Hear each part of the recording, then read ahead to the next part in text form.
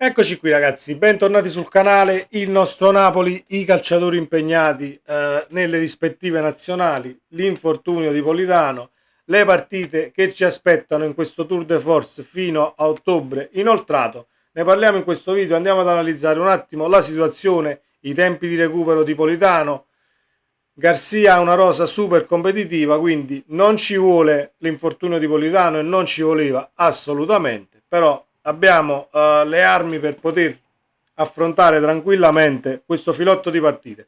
Ne parliamo in questo video, fatemi sapere la vostra nei commenti ragazzi, iscrivetevi al canale attivando la campanella delle notifiche così restate aggiornati sui contenuti nel caso non siete ancora iscritti e andiamo a vedere cosa è successo prima a Politano, poi analizziamo le partite e vediamo il nostro Napoli come ci arriva all'inizio di questo Tour de Force. L'infortunio di Politano per fortuna è solo un'elongazione, non è un infortunio grave, si parla di 15 giorni, ho appena letto che Politano vorrebbe ritornare contro il Braga, quindi mercoledì 20 settembre, nella prima partita del girone di Champions League. Guardando il filotto di partite possiamo anche andare un attimo cauti per non avere poi ricadute sullo stesso infortunio che possono compromettere partite di un calibro diciamo tra virgolette maggiore, anche se sono tutte complicate. Il filotto di partite: Genoa-Napoli, Braga-Napoli, Bologna-Napoli il 24 settembre, Napoli-Udinese, Lecce-Napoli, il Real Madrid a Napoli la seconda partita di Champions League, Napoli-Fiorentina domenica 8 ottobre, perché poi ci sarà una pausa per le nazionali, un'altra pausa per le nazionali, quindi questo è il Tour de Force di 7 partite, 21 punti disponibili. Io non voglio fare lo spaccone, però su 21 punti ne devi fare almeno 19.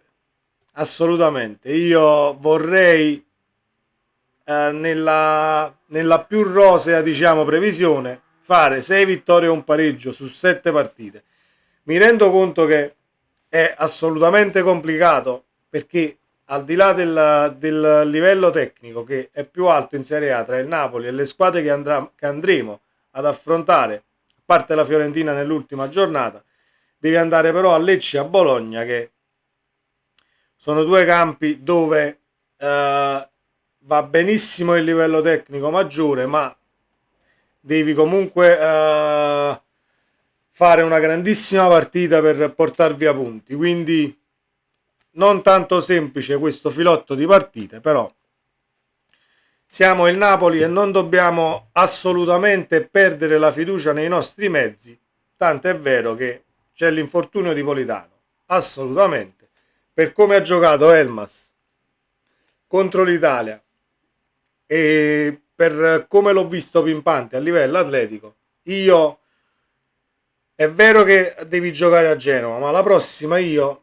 non farei nemmeno partire Lindstrom titolare, ma mi giocherei tranquillamente un Elmas al posto di Politano per poi far subentrare un eventuale Raspadori possibilmente sulla destra o al centro dell'attacco e non quel solito cambio a sinistra al posto di Kvaratskhelia. A sinistra ci fa entrare Lindstrom al limite, cambi modulo, fai quel che vuoi, ma di vedere Kvaratskhelia uscire dal campo con Raspadori che entra e deve ricucirsi un ruolo che non è suo, non è che non andiamo da nessuna parte, è che può darsi anche che funziona, ma ci vuole tempo e non puoi perdere punti, prestazioni, gol e fiducia nei singoli, perché poi c'è anche questo da analizzare. Sostituisci uno, lo sostituisci un'altra volta, perde fiducia, si creano i malcontenti ed è una cosa da gestire assolutamente con le pinze. Da gestire con le pinze. Kvaratskhelia assolutamente non si toglie dal campo. A me non importa che è Genova-Napoli e c'è la Champions, devi fare 3 punti.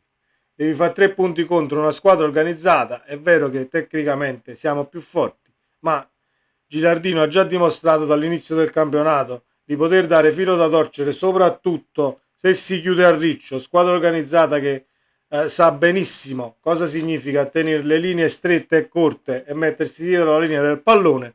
Quindi c'è bisogno del miglior Napoli, anche col Genoa. Non si può più steccare, il jolly ce lo siamo giocati contro la Lazio, perché abbiamo buttato il secondo tempo assolutamente via, senza se e senza ma. Se andiamo a rivedere la partita, ritorniamo sempre sul fatto che noi il secondo tempo l'abbiamo buttato proprio così. Quindi bisogna vincere, bisogna fare 3 punti a Genova e poi ragionare di partita in partita. Per l'infortunio di Politano, ripeto, mi auguro che possa giocare Elmas e trovi spazio il macedone, perché rischi di creare poi un caso, va sul mercato a rinnovare, non ha rinnovato, va a finire che a gennaio poi veramente lo perdi e sarebbe per il Napoli tutto una perdita non da poco per i ruoli che può ricoprire, per le castagne dal fuoco che ti può togliere, così come le ha tolte a Spalletti l'anno scorso. Elmas può giocare su tutto il fronte d'attacco, può fare la mezzala, può giocare a centrocampo, forse dove rende di meno è in regia perché non ha i tempi del regista, però per il resto ha tutto. E caro Garcia, capisci questa situazione e fallo giocare per non creare sia malcontenti e per tenere l'asticella a livello tecnico lì quando subiamo un infortunio del genere. Elmas ha già giocato a destra e rende come si deve anche da esterno.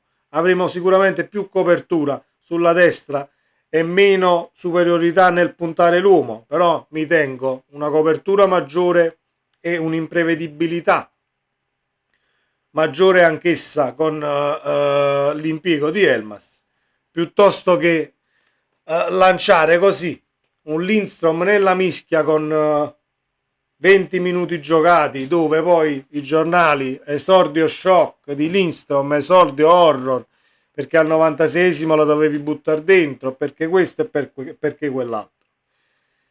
Quindi bisogna secondo me avere un attimino di pazienza nel buttare nella mischia calciatori così quando hai delle certezze in panchina. Ecco.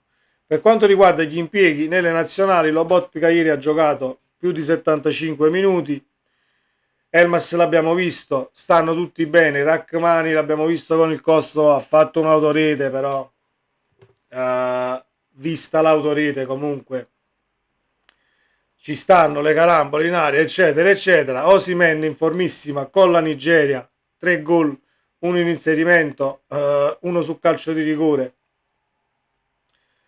e l'altro difesa schierata, la punta se ne va e mette la palla dentro. Osimhen è assolutamente in condizione, è anche stato il primo a rientrare o dovrebbe rientrare oggi a quanto pare, quindi abbiamo dalla nostra anche a favore il rientro di Osimhen prima degli altri.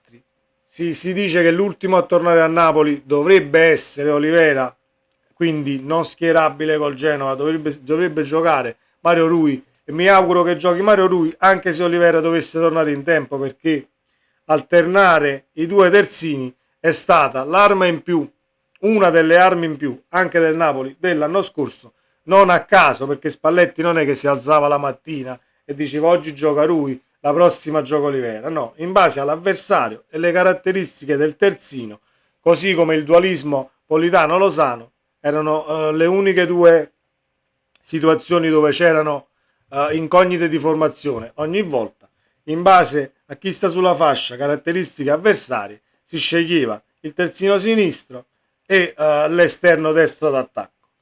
Questo si dovrebbe fare a Napoli, almeno per cominciare ad avere una continuità di risultati, a fare punti. Poi, se a campionato in corso si vogliono fare degli esperimenti, quando sei sopra, attenzione, quando sei sopra nella partita e nel risultato e hai la partita in cassaforte, mi sta anche bene, ma gli esperimenti non li dobbiamo fare quando stai 1-1, quando stai perdendo 1-0 e quando non hai assolutamente il risultato in tasca. Tutto qua. Fatemi sapere cosa ne pensate ragazzi, sempre Forza Napoli, ci vediamo nel prossimo video. Ciao.